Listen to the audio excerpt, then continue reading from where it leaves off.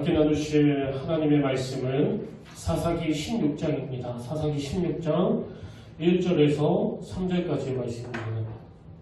구약 389페이지에 있습니다.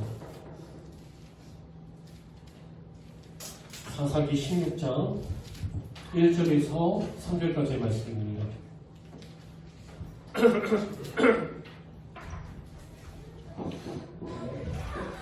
사사기 16장 1절에서 3절까지 말씀 다 찾으신 줄로 믿고 우리 다 같이 한 목소리로 봉독하시겠습니다. 시작! 삼손이 가사에 가서 거기서 한 기생을 보고 그에게로 들어갔더니 가사 사람들에게 삼손이 왔다고 알려주니 그들이 곧 그를 에워싸고 밤새도록 성문에 매복하고 밤새도록 조용히 하며 이르기를 새벽이 되거든 그를 죽이리라 하였더라. 삼손이 밤중에까지 누워있다가 그 밤중에 일어나 성문짝들과 조문설주와 문빗장을 떼어가지고 그것을 모두 어깨에 메고 헤브론 앞산 꼭대기로 가리라. 아멘. 할렐루야. 네. 반갑습니다. 우리 함께 인사 나누길 원합니다. 참 잘 오셨습니다. 예, 반갑습니다. 오늘도 주님의 놀라우신 은혜가 여러분의 삶 가운데 함께 있기를 진심으로 축복합니다. 제가 얼마 전에 그 흥미로운 기사 하나를 봤는데요. 작년에 그 음주운전하다가 적발된 건수가 깜짝 놀랐습니다. 22만 건이라는 거예요. 그 음주운전하다가 단속에 걸린 숫자가 이렇게 많은 것도 제가 놀랐는데 더 놀란 게 뭐냐 하면은 이렇게 음주운전하다가 적발된 22만 건 가운데 과거에 이미 한 차례 이상 그 단속된 경험이 있는 경우가 이 10만 건이나 되더라는 거예요. 그러니까 무려 44.5%가 절반이나 가까이 되는 사람들이 이미 과거에 한두 차례 음주운전을 하다가 그 적발이 됐음에도 불구하고 또 음주운전을 했다는 그 이야기 아니겠습니까? 그런가 하면 이건 재작년에 난 기사인데요. 사기 범죄자 11만여 명 가운데 재범 이상 비율이 8만여 명. 그래서 사기 범죄 재범률이 무려 77%에 달하고요. 절도 범죄자는 재범 이상 비율이 58%, 또 살인과 강도 같은 강력 범죄의 재범률은 60%에 달한다는 겁니다. 이런 통계들이 뭘 말하는 겁니까? 아무리 단속돼도 또 그것 때문에 감옥 가도 제가 찾아보니까요, 2019년도에 그 윤처벌법이 만들어져가지고 처벌이 더 강화가 되는데도 불구하고 이 죄를 끊는다는 이게 이만큼 어렵다는 그 이야기 아니겠습니까? 그런가 하면 그 70년대, 80년대 상습 절도범으로 유명했던 분인데요. 이분이 이제 잡혀가지고 15년 동안 감옥에서 수감 생활을 하는 동안에 그 은혜를 받은 거예요. 예수님을 만나고 변화를 받고 그래서 이분이 이제 출소를 해가지고 그 어두운 모든 생활들을 다 청산하고 그렇게 하고 늦게 신학교를 가고 목사가 된 거예요. 그래서 이게 그때 당시 한때에는 장안의 화제가 됐습니다. 그래서 우리 생각에 이제 변화받고 새로운 삶을 잘 사시는 것보다 그런 생각이 들 정도에 이분이 다시 그 빈집에 들어가가지고 금품을 훔쳤다가 붙잡혔다는 소식을 듣고는 참 씁쓸했던 그런 기억이 나거든요. 여러분, 제가 왜 이런 말씀으로 오늘 설교를 시작하는가 하면요, 오늘 본문에서 삼손이 보여주는 행태가 이거랑 좀 비슷하기 때문이에요.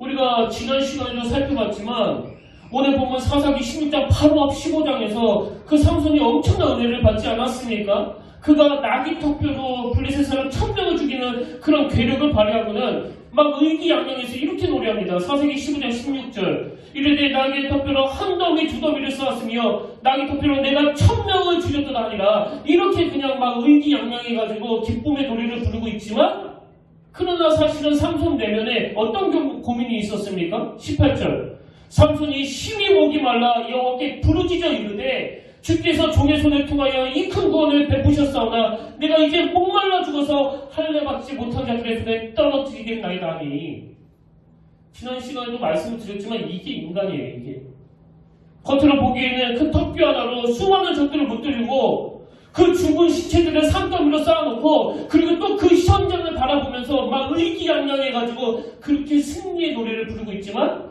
이 삼손 내면에 있는 이 타오르는 갈증은 해결할 수가 없는 거예요. 적은 죽일 수 있지만 내 안에 타오르는 목마름은 해결할 수 없는 거. 이게 인생 아닙니까?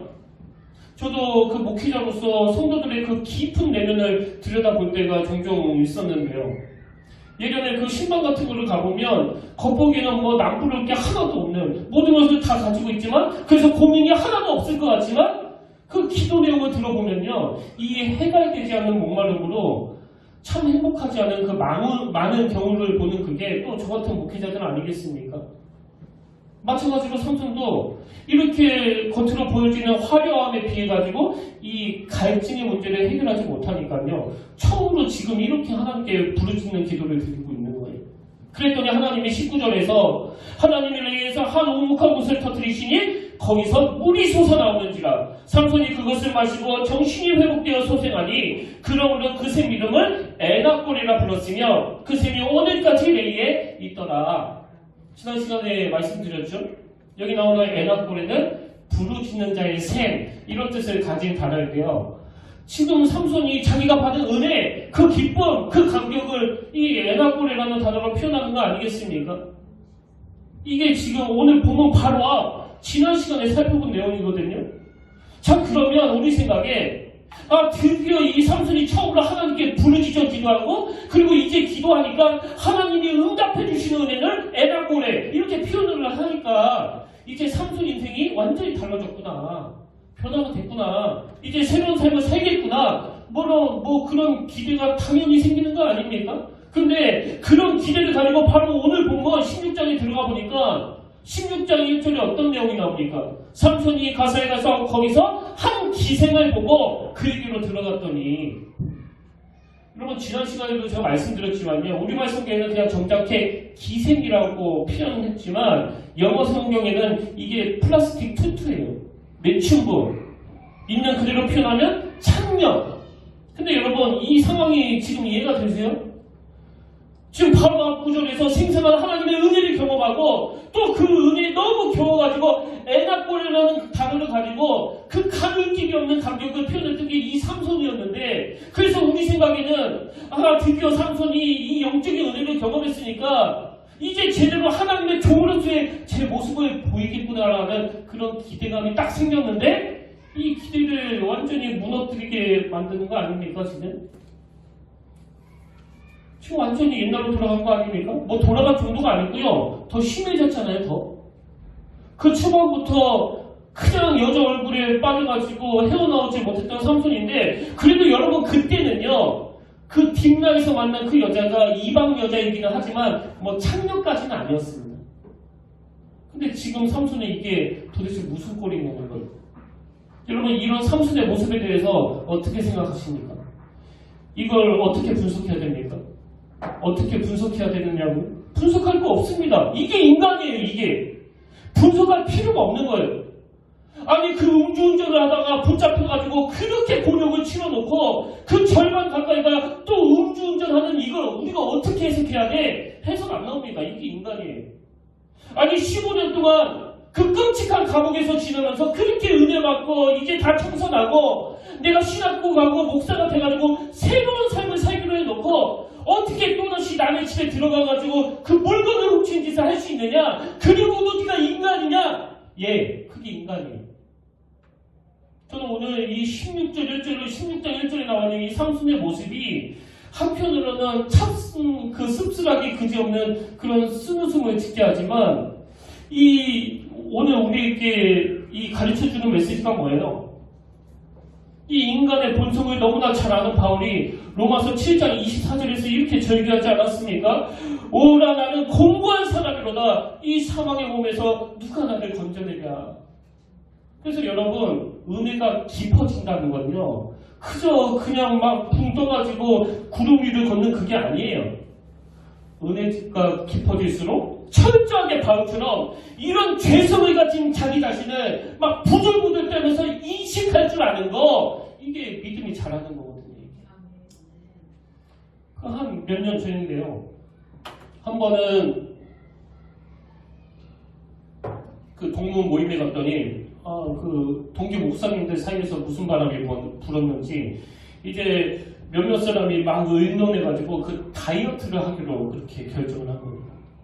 그래서 이 몇 명이 살을 빼기로 했는데 뭐 나중에 들어보니까 자기들끼리 막 정보도 교환하고 뭐 좋다는 약도 구해서 먹고 정말 그 노력을 많이 했더라고요. 그런데 제가 깜짝 놀랐던 게요. 이렇게 살 빼기로 결심하고 애쓴지 뭐 별로 지나지도 않았는데 얼마 뒤에 제가 딱 만나보니까 저 깜짝 놀랐습니다. 언뜻 봐도 한 10kg, 20kg는 그냥 빠져있는 것 같아요. 살이 쏙 빠지고요. 전부가 다. 그래서 제가 거기에 한번 놀랐었고요. 제가 두 번째로 놀랐었던 게 뭔지 아십니까? 그렇게 하고 3년 뒤에 다시 만났는데 모두가 다 제자리로 돌아와요. 또 그것도 신기하더라고요. 제가. 어떻게 한 명도 안 빼놓고 다 원래대로, 뭐 더도 덜도 아니에요. 딱 원래대로 돌아갔더라고요. 여러분 이게 요효 현상이에요. 요효 현상. 뭐 저도 그런 경험이 있습니다. 뭐 이분들처럼 제가 뭐 의도적으로 작정하고 살을 뺀 건 아니지만 저도 여기 평택교회에 와가지고 한 15kg가 갑자기 그렇게 빠진 적이 있었거든요. 그래서 자꾸 막 바지가 막 흘러내리고 또 맞는 바지도 없어가지고 그때 한 번씩 그 대전에 내려가면요. 저희 어머니가 그 예전에 세탁소를 하셨으니까 그 바지 좀 줄여달라고 해가지고 제가 입고 다녔었는데 지금은 배가 터질 것 같아요. 다시 늘려야 돼요. 원래대로 다시 돌아와가지고 이럴 줄 알았으면 좀만 더 기다릴걸. 여러분 이게 요효 현상이에요. 근데 여러분 가슴 아프게요. 이 요효 현상은 살 뺄 때 육신적으로만 일어나는 게 아니라는 거예요. 이 요효 현상은 영적으로도 똑같이 일어납니다. 그래서 저는 오늘 이 사사기 16장에서 이 삼손이 너무너무 실망스럽게도 다시 옛날로 되돌아가는 그런 모습을 보면서 이 영적인 요요 현상과 관련해서 우리가 직시해야 될 두 가지를 함께 나누고 싶은데요. 여러분 먼저 이 두 가지 중에 하나는 이 내적인 문제예요. 내적인 문제. 내 안에는 다시 예전으로 되돌아가고자 하는 강한 본능이 꿈틀거리고 있다는 걸 직시해야 된다는 거예요. 지금도 내 안에서 일어나고 있습니다. 그 요한복음 8장에 보면은 가늠하다가 붙잡혀온 여인 이야기가 나오지 않습니까? 한번 그 상황을 상상해 보세요. 그 가늠하다가 붙잡혀온 그 여자가 지금 돌로 쳐 죽이려고 하는 그 흥분한 군중에서 막 에워싸여가지고 두려움에 또 공포에 떨고 있었는데 그야말로 그 여인에게 복음이 전해진 거 아닙니까? 주님의 아주 그윽한 음성, 너희 중에 죄 없는 자가 먼저 돌로 쳐라. 그 음성이 딱 들려지고 정말 믿겨지지 않는 일이 벌어지는 거예요. 자기를 그렇게 죽이려고 했던 그런 흥분한 군중들이 하나하나씩 사라지더니 다 없어져 버린 겁니다. 근데 여러분 이 부분에서 우리가 주의할 게 뭐냐? 잘 들으세요. 그런 상황에서 예수님이요. 뭐 사람들 다 갔다. 너도 그만 집에 가라. 그러신 거 아니에요. 너무 무서운 경고의 한마디를 덧붙여 주시는데 그게 요한복음 8장 10절 11절 말씀입니다. 예수께서 일어나사 여자 외에 아무도 없는 것을 보시고 이르시되 여자여 너를 고발하던 그들이 어디 있느냐? 너를 정죄한 자가 없느냐? 대답하되 주여 없나이다. 예수께서 이르시되 나도 너를 정죄하지 아니하노니 그 다음 보세요. 가서 다시는 죄를 범하지 말라 하시니라. 그냥 보내신 거 아니에요. 경고의 말씀을 준엄하게 던지시고 보내신 거예요. 왜?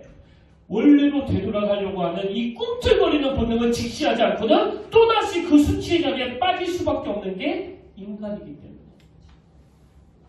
근데 우리의 문제가 뭔지 아시죠?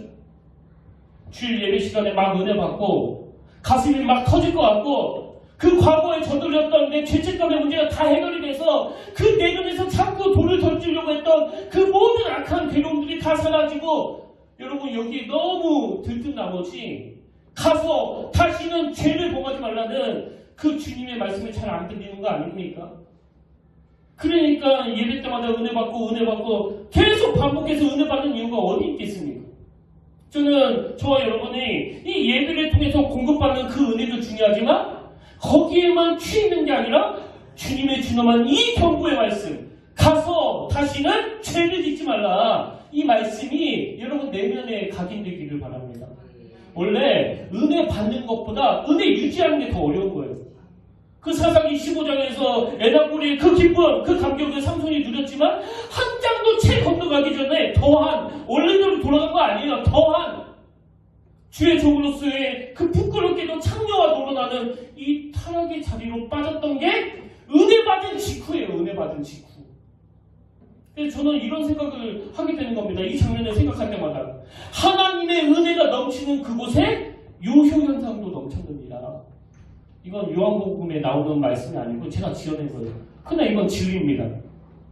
그렇기 때문에 저는 우리 평택교회 모든 성도님들이 이 은혜에 대한 감격이 있을 때마다 내 안에서 원래로 되돌아가고자 하는 이 꿈틀거리는 본능을 직시하고 하나님 앞에 은혜를 구하는 저와 여러분 되시길 바랍니다.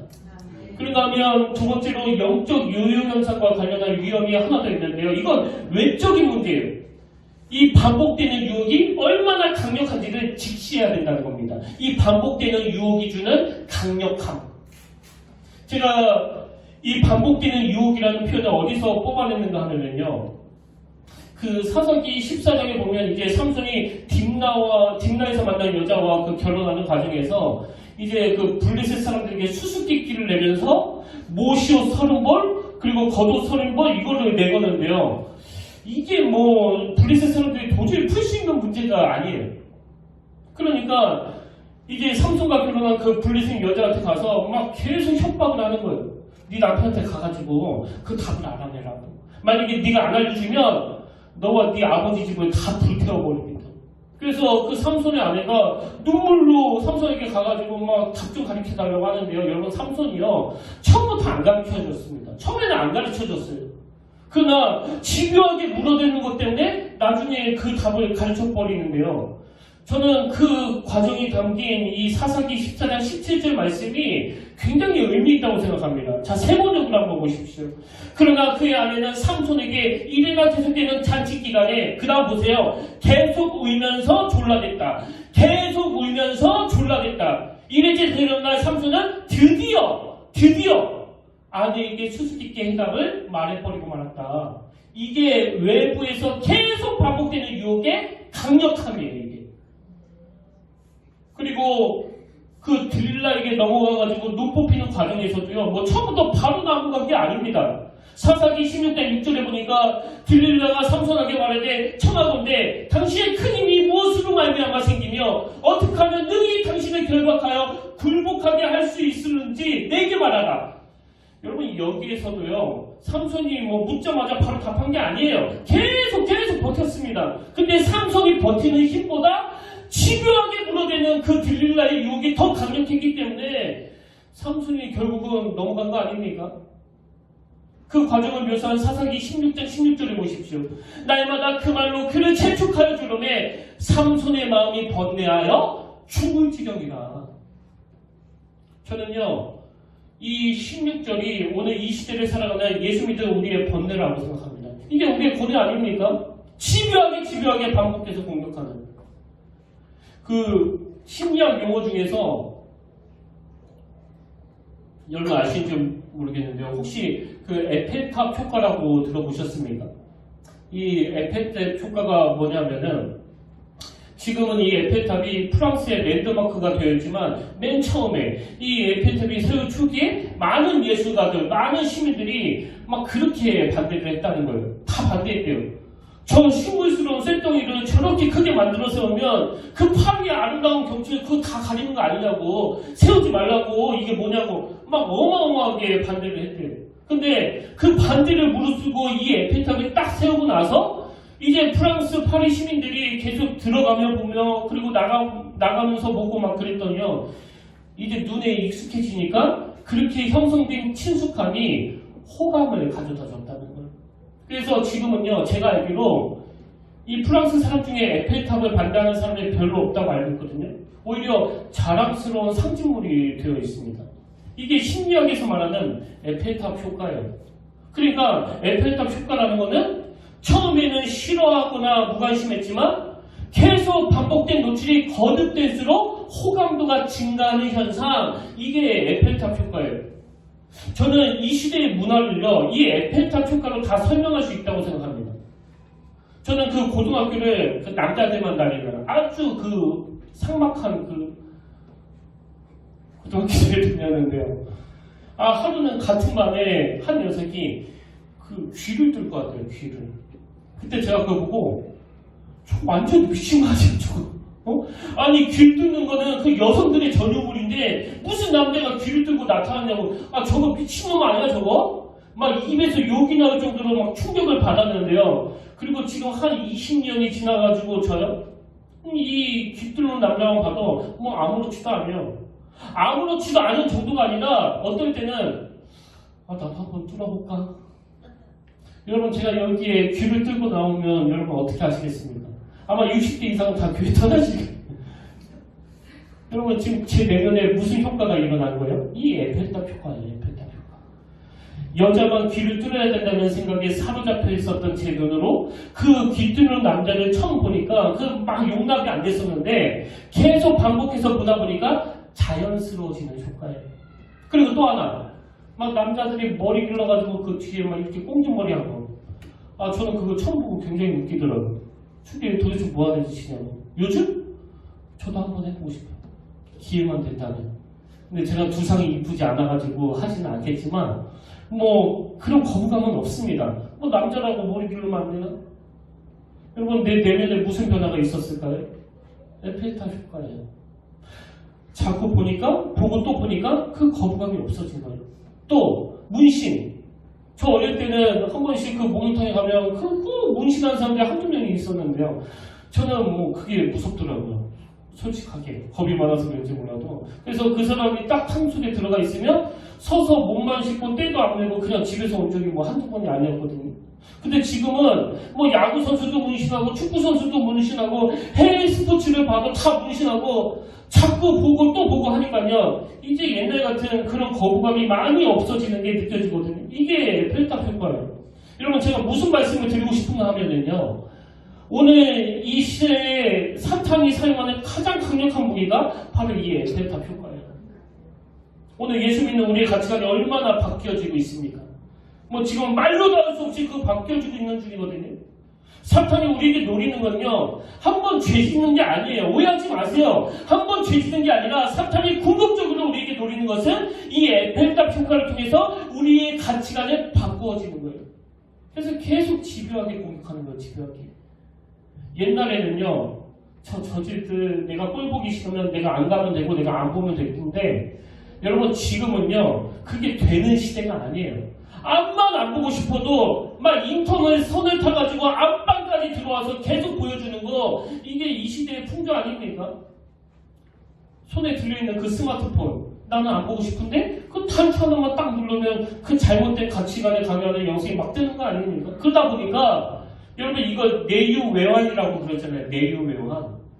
내 안에는 예전으로 그 돌아가고자 하는 그 강한 본능이 계속 꿈틀거리고 있고 바깥에는 이런 본성을 아는 그 사단이 끊임없이 에펠탑 효과로 반복해서 공격하는 이런 상황에 우리가 놓여있다 보니까 우리가 사사기 15장에서 삼손처럼 뭐 한번 은혜 받고 애락거리라고 막 노래 부르면서 하나님을 찬양하기도 하지만 다시 금방 16절 옛날로 돌아가 버리는 이런 가슴 아픈 일이 반복되는 게 지금 오늘날의 이 현실이라는 거예요.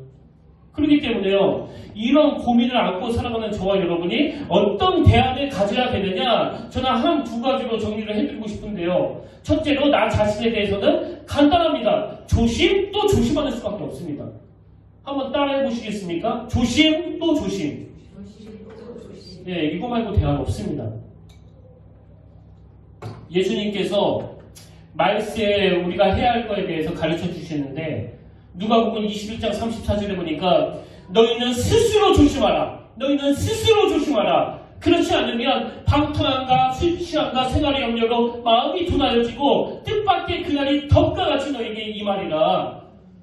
예수님이 우리 인생이 이런 덕과 같이 임할 날에 죄 짓는 인생이 되지 않도록 뭐 복잡한 거 가르쳐 준 게 아니에요. 간단하잖아요. 조심해라. 조심. 너 조심해야 돼. 너. 또 고린도전서 10장 12절. 그럼 이제 선줄로 생각하는 자는 넘어질까 조심하라. 뭐 간단해요. 아주 두 눈 뽑히는 비극을 경험하기 전이면 조심해라. 조심. 그 매스컴을 통해서 대형교회 목사님들이 막 실족하고 넘어졌다는 소식을 접할 때마다 제 안에도 엄청난 두려움이 몰려오거든요. 저렇게 설교도 잘하고 목회도 잘하고 또 자기 스스로가 그 성공한 목회를 하고 있다고 그렇게 자부하던 사람들이 저렇게 한 방에 넘어지는데 뭐 나같이 연약한 사람은 오죽하겠습니까? 그래서 너무너무 두려운 거예요. 정말 잠이 안 올 만큼 두렵더라고요, 어느 날은. 그래서 제가 한 건 딱 하나예요. 이거예요. 조심하는 거예요, 조심. 오늘 여러분이 이 세상 여기에 너무 방심하고 사신다면 이 주님의 경고를 기억하시면 돼요. 조심해라. 조심, 또 조심해라. 여러분, 우리가 이런 주님의 말씀 앞에 반응하려면요, 우리에게 몇 가지 거룩한 습관이 자주 잡혀야 되는데, 그 첫 번째가 반복되는 유혹의 고리를 차단해야 된다는 거예요. 유혹이 많은 시대일수록 자꾸 반복되는 유혹에 노출이 되지 않도록. 그래서 그 청소년 사역할 때 아이들에게 종종 했던 이야기가 그거예요. 니들이 그 음란한 동영상이라든가 글이라든가 웹툰 이런 거를 끊고 싶은데 그게 안 되면 아예 그 인터넷선을 잘라버려라. 그 인터넷선을. 왜? 이게 노력해서 안 될 것 같으면 끊는 게 가장 좋은 거거든요. 이건 뭐 어른이라고 해서 예외가 아니에요. 자꾸 그 스마트폰 가지고 그 불미스러운 데에 들어가면 당장 끊으세요. 어제도 제가 교회 와서 설교 준비를 하는데 한 며칠 동안 우편물이 왔더라고요. 우편물을 보니까 이게 뭐 2단에서 보는 거. 영원한 복음이라는 뭐 유튜브인가? 거기에 혼자 빠져가지고요. 자기가 앞장서서 그걸 전하고 있더라고요. 뭐 그것뿐만이 아닙니다. 지금 어느 교회, 동지방의 어느 교회는 그 예배 영상을 찍지도 않아요. 왜냐면 이걸 보고서 어느 날은 이 목사님이 설교 시간에 성도들의 이름 한 명을 이렇게 얘기하면서 간증을 했더니 그걸 듣고서 그 사람한테 바로 전화해가지고 공격해가지고 다 끊으셔야 돼요. 다. 옛날에 그 투지폰 전화 걸고 받는 것만 해도 뭐 사는데 아무런 지장이 없었거든요. 하여튼 차단해야 돼요. 차단. 악한 거라면. 그러려면 주님이 제시하는 대안이 하나 더 있는데요. 아까 주님이 누가복음 21장 34절에서 너희는 스스로 조심해라 이렇게 말씀하시고는 그 다음 36절에서 이러므로 너희는 장차올 이 모든 일을 등이 피하고 인자 앞에 서도록 항상 기도하며 깨어있으라. 하나님 앞에 도움을 구하는 기도야말로 가장 강력한 능력인 줄 믿습니다. 또 두 번째로 우리가 가져야 되는 그 거룩한 습관이 뭐냐? 바로 과거에 주신 은혜의 기억을 되살리라는 거예요. 과거에 주신 은혜의 기억 되살리기. 삼손은요, 이 15장에서 그 넘치는 애낙골의 그 기쁨, 그 감격을 다시 한고 만약에 그 떠올렸더라면 바로 16장에서 그렇게 막 창녀를 찾아가는 이런 저속한 짓은 피했을 거예요. 하나님이 그 이스라엘 백성들에게 요구하신 것도 똑같았습니다. 신명기 6장 12절에 보니까 너는 조심하여 너는 애굽 땅 종되었던 집에서 인도해내신 여호와를 잊지 말고 여호와를 잊지 말고 그 악한 이방 문화에 네가 영향을 받을 때마다 그것이 너에게 유혹이 될 때마다 너는 조심하고 여호와를 잊지 말고. 그런가 하면 마지막으로 우리가 가져야 되는 거룩한 습관은 하나님의 도우심을 구하기. 하나님의 도우심을 구하기. 여러분 오늘 이런 설교를 듣고서 맞아 뭐 조심해야 돼 뭐 더 조심하지 뭐 이걸로는 안 됩니다. 저는요 그 청소년 사역했었을 때 이 인간이 얼마나 연약한지를 뼈저리게 느끼고 느꼈던 사람이에요. 이제 수련회 같은 걸 하는데 이 청소년들은 뭐 얼마나 뜨거운지 모릅니다. 그래서 뭐 죄도 잘 짓지만 또 회개도 잘해요. 결단도 잘합니다. 그래서 수련회 마지막 날이 되면 막 애들이 앞에서 막 다 뒤집어지는데 막 난리가 아니에요. 어떤 애는 막 떼고 그러면서 막 눈물을 막 펑펑 흘리고 그리고 어떤 애는 뭐 내가 시키지도 않았는데 내가 막 설교 중에 있는데 앞으로 막 걸어 나오더니 그 주머니에서 이 담배를 딱 꺼내더니 이 담배를 확 꺾으면서 내가 사실은 꼴초입니다. 그러면서 이 담배를 확 구겨버리고 집어던져요. 내가 오늘부터 담배를 끊기로 했습니다. 그러면서 담배를 확 꺾으면요, 이 앞에 있던 애들이 와 하면서 또 막 난리 나요.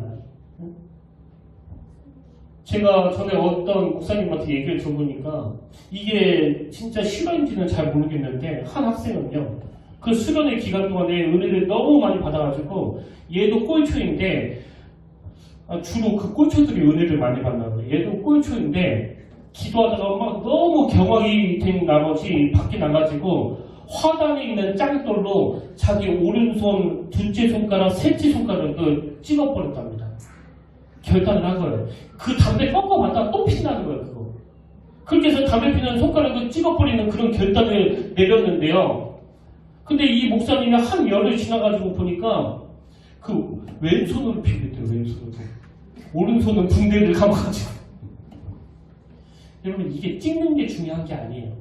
하나님의 은혜, 하나님의 도우심, 내 의지로는 그 이 약한 유혹들을 그 여자 외모 밝히는데 입절로 있는 그 본능을 여러분 단번에 못 끊습니다. 그래서 15장에서 삼손이 이 에나꼴의 간격이 있었으면 어떻게 했어야 됩니까? 철저하게 자기 의지를 내려놓고 자기 결심을 내려놓고 하나님의 도심을 하나님의 은혜를 그래서 옛날 어른들이 은혜 받을 때마다 부르던 찬양 다 아시죠?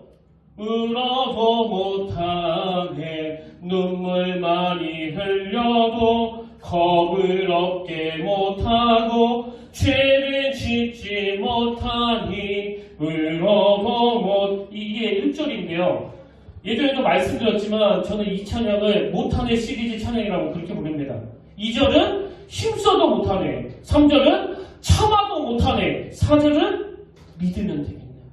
믿으면 되겠네. 주 예수만 믿어서 그 은혜를 힘입고 오직 주께 나가면 영원 삶을 얻네. 이건 이 어른들의 지혜 아닙니까? 오늘 여러분 예배 때 은혜 받으시고 이 에나꼴의 기쁨이 넘치시면 여러분 더 이상 힘쓰려고 하지 말고 참는다고 참아지는 게 아니고 또 운다고 되는 게 아니고 하나님의 도우심을 구하는 그 믿음이 작동되는 저와 여러분 되시길 바랍니다. 다윗을 한번 보세요. 이렇게 음주운전도 그렇고 무슨 사기죄도 그렇고 강력범죄도 그렇고 다 반복하는데 여러분 다윗은요 비록 그가 그 바세바라는 유분에게 부끄러운 성적인 죄를 범했지만 그러나 이후로 다윗은 같은 죄를 반복하지 않았습니다. 근데 이게 어떻게 가능했느냐? 저는 그 답을 시편 51편에서 찾는데요. 다윗이 자기가 저지른 그 죄에 대해서 막 눈물을 흘리면서 이런 고백을 합니다. 시편 51편 10절. 하나님이여 내 속에 정한 마음을 창조하시고 내 안에 정직한 영을 새롭게 하소서. 나를 주 앞에서 쫓아내지 마시며 주의 성령을 내게서 거두지 마소서. 지금 다윗이 자기의 그 성적인 죄를 회개하는 과정에서 절박하게 부르짖는 게 뭐라고요? 주의 성령을 내게서 거두지 마소서. 지금 다윗이 깨달은 게 뭐예요? 아무리 도덕심이 강하더라도 뭐 또 왕이라 하더라도 내 의지로는 이 무서운 죄욕을 이길 수 없다는 걸 철저하게 다윗이 자각했기 때문에 내게 성령을 거두지 마소서. 오늘 여러분 이렇게 절박하게 하나님을 의지하고 계십니까? 삼손이 결정적으로 실패한 게 이거예요. 삼손이 15장에서 그 감격, 그 에나꼴의 기쁨을 그렇게 노래했지만 여러분 성경에요. 삼손이 하나님께 도우심을 구하는 기도가 딱 2번밖에 안 나와요. 한 번은 아까 그 목마를 때. 그래서 에나꼴의 기쁨을 얻어내는 그때 한 번 기도하고요. 이후로 기도를 하나도 안 해요. 그리고는 언제 기도하느냐? 두 눈 뽑히고 기도해요. 두 눈 뽑히고.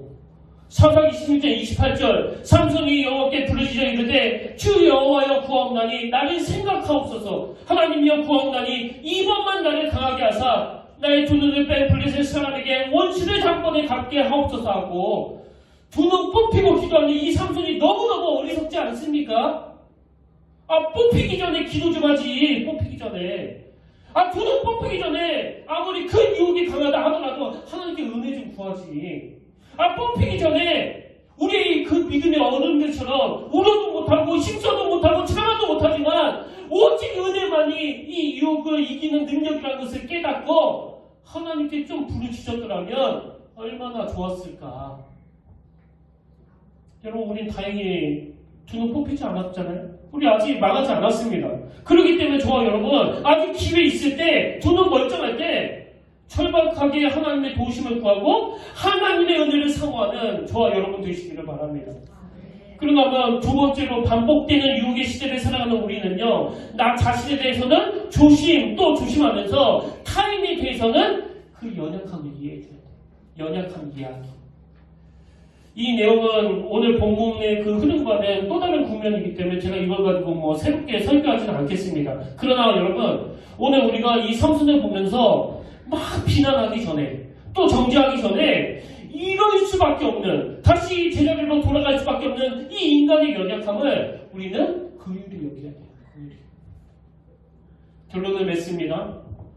여러분, 이렇게 유혹이 많은 시대를 살아가는 연약한 우리 자신들에 대해서는 이 긍휼이 많으신 주님을 더 의지하며 사르는 판을 걷듯이 또 조심하면서 이 거룩한 습관이 우리 내면에 잘 자리 잡히도록 그렇게 애를 쓰시면서 살아가고, 그러면 참 약해서 넘어지고 자빠지는 주변 사람들을 향해서는 주님의 긍휼하심으로, 이게 인간이다, 이게. 그 불쌍하게 여기는 마음으로 중보 기도해주는 우리 평택교회 성도님들 되시기를 주님 이름으로 축복합니다. 오늘 결단 찬양으로 언제나 내 모습, 이 찬양 함께 부르시기 원하는데요. 여러분, 이 시간 우리의 연약함을 이 찬양을 통해 하나님께 토로하는 그 은혜의 시간으로 나아가길 바랍니다. 우리 가사를 생각하시면서 또 말씀을 기억하시면서 함께 이 찬양 불러보기 원합니다.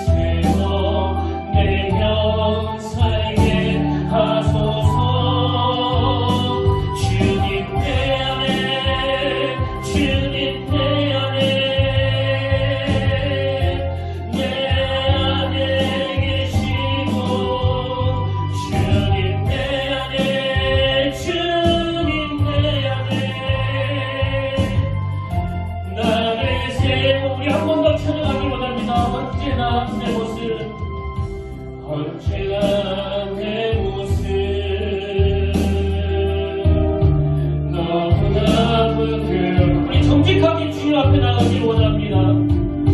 매일도 주님께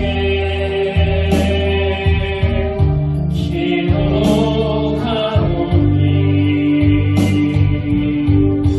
나 홀로 서 있네. 주를 태여 깨우사 주님만 나를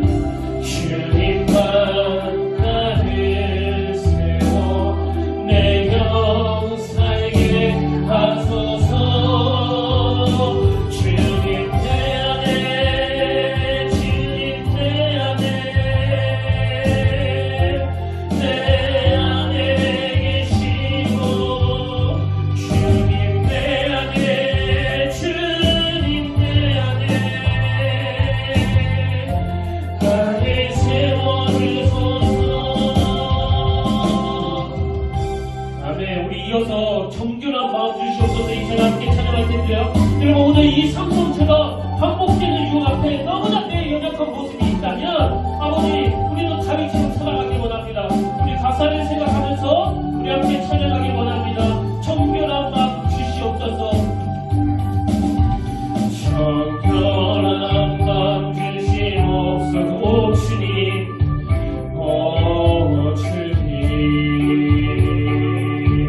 정직한 영을 새롭게 하소서. 정결한 마음 주시옵소서. 정결한 마음 주시옵소서.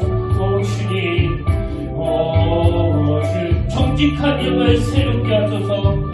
정직한 영을 새롭게 하소서. 나를 주님 앞에서 멀리 하지 마시고 주의 성령을 거두지 마옵소서. 그 구원의 기쁨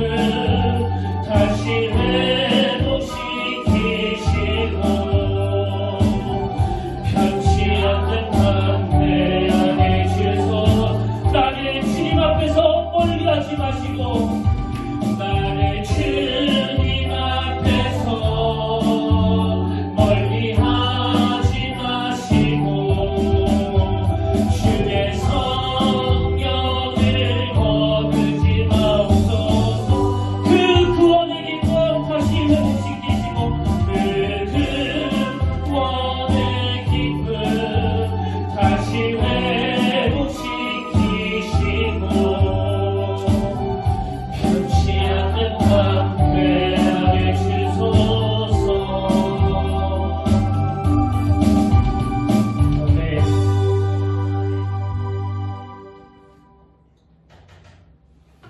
하나님 아버지, 사사기 15장에서 그 에나골의 기쁨을, 그 감격을, 그 넘치는 기쁨을 누렸던 이 삼손이 바로 16장 1절로 들어와서 이전보다 더 타락의 길로 나가는 모습을 보면서 이게 오늘 우리의 모습은 아닌지 두려워하면서 돌아보길 원합니다.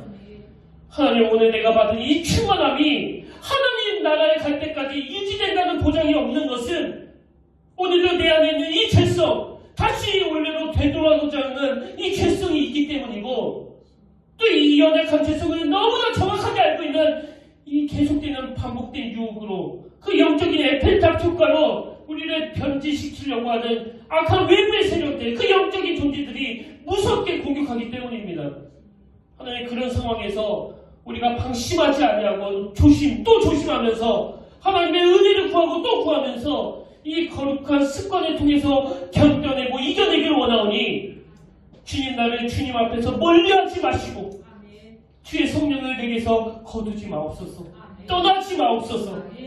그래서 이번 한 주간 실족하지 않고 무너지고 자빠지지 아니하고 그렇게 하나님의 은혜로 누리며 사는 복된 한 주간 되도록 인도하여 주시옵소서. 그 은혜의 자리로 인도해 주실 줄 믿사오며 예수님 이름으로 기도드립니다. 아멘. 이제 우리 다 자리에서 일어나셔서 파송 찬양으로 나의 백성이 다 겸비하여 내게 기도하며 나의 얼굴을 구하여서 그 악한 길 떠나면 하늘에서 듣고 죄를 사하여 그들의 땅을 고치리라. 하늘에서 듣고 죄를 사하며 그들의 가정을 고치리라. 하늘에서 듣고 죄를 사하며 그들의 교회를 고치리라. 우리 소원하는 마음을 가지고 함께 이 찬양 불러보기를 원합니다.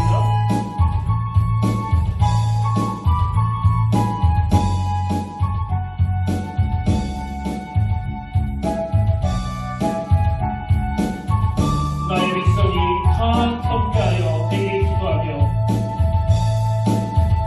나의 백성이 겸비하여 내게 기도하며 나의 얼굴을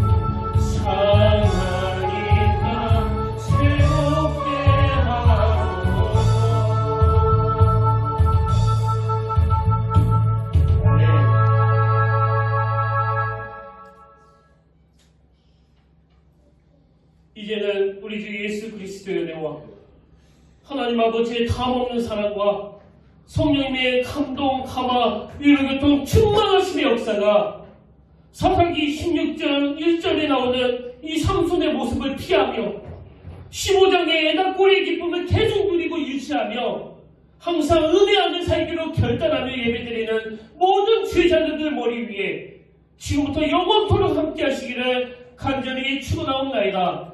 아멘.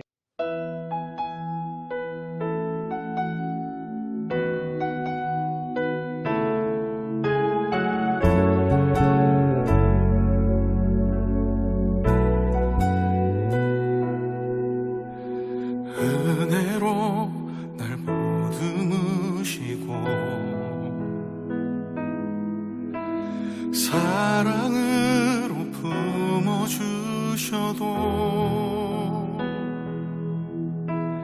내 마음 한 자락도 지키지 못하는 이 모습 부끄럽습니다.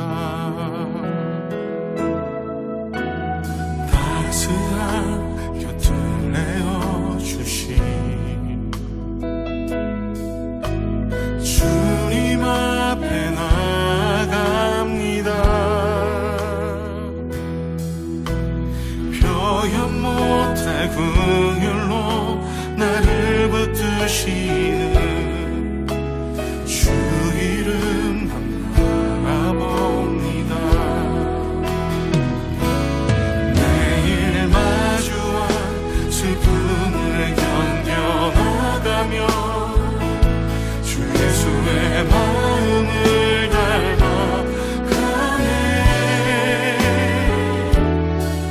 두려운 걸음마다 주가 동행하니 주 의지하며 오늘을 걷네. 주의 시시한 소망을 깊이 담으며 주 예수의 풍요를 채워가네. 하나님의 자녀로 명예 지켜가며 깊어진 삶을 주께 드리네.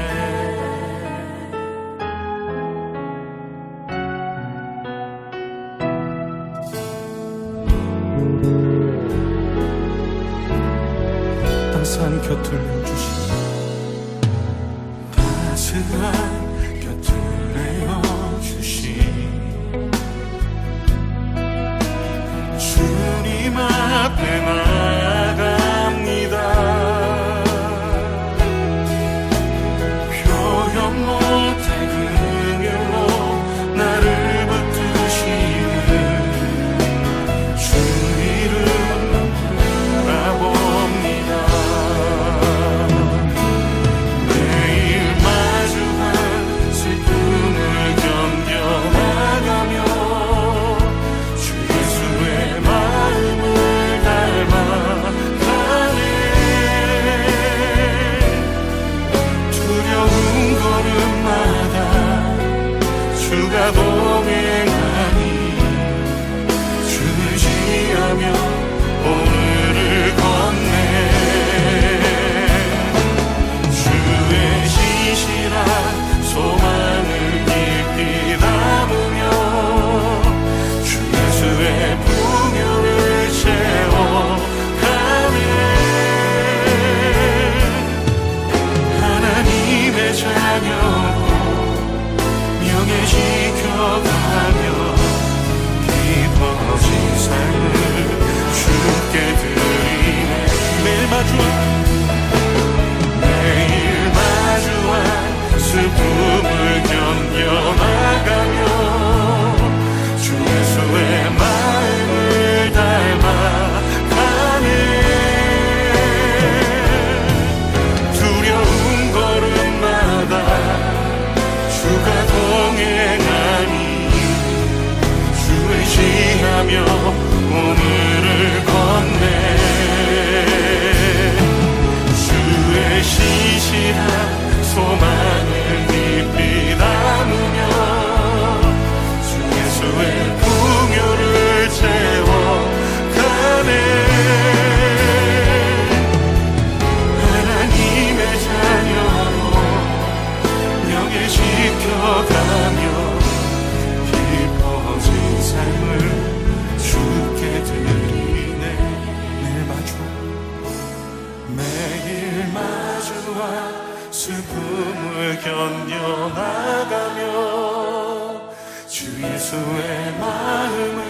닮아가네.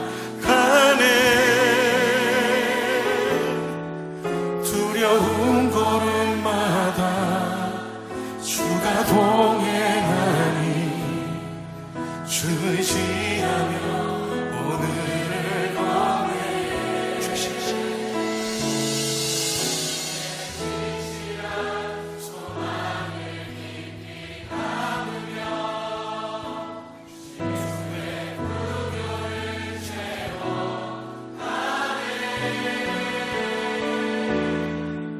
하나님의 자녀로 명예 지켜가며 깊어진 삶을 주께 드리네.